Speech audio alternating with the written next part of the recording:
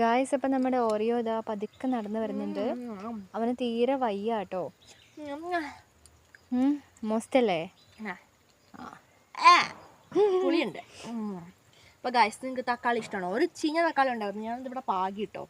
അപ്പൊ ഇത് ഉണ്ടാവുകയാണെങ്കിൽ ഉണ്ടായിക്കോട്ടെ. ബാക്കി ഇത് ഈ ഒരു തക്കാളി ഉണ്ട്, ഞാൻ മമ്മയ്ക്ക് കൊണ്ട് കൊടുക്കട്ടെ. അമ്മ ഇനി എന്നാന്ന് വെച്ചാൽ ചെയ്തോട്ടെ അല്ലേ വാറ്റേ. അപ്പൊ ഞാൻ മണലൊക്കെ ഉണ്ട്.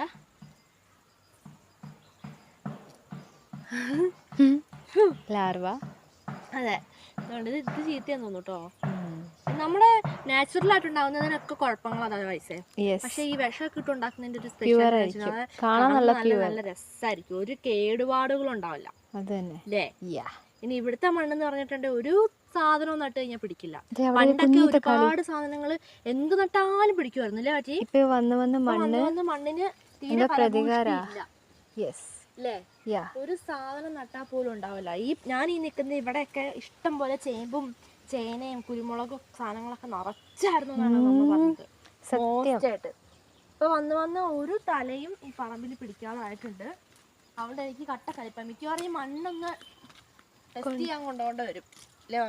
മണ്ണ് ടെസ്റ്റ് ചെയ്യാൻ കൊടുക്കേണ്ട pH വാല്യൂ ഒക്കെ ഒന്ന് നോക്കി. അതെ, മണ്ണിന് വേണ്ട സംഭവങ്ങളൊക്കെ നമുക്ക് ചെയ്തു കൊടുക്കാം. പിന്നെ അതെ, ഓറിയോയും വരുന്നുണ്ട്. നട്ടാൽ എന്തുണ്ടാവുന്ന മണ്ണിനകത്താണ് നമുക്ക് എന്തെങ്കിലും നടാനൊക്കെ തോന്നുള്ളൂ അല്ലേ വാവാച്ചി. അത് തന്നെ, അല്ലെങ്കിൽ ഒരു ഇൻട്രസ്റ്റും വരില്ല.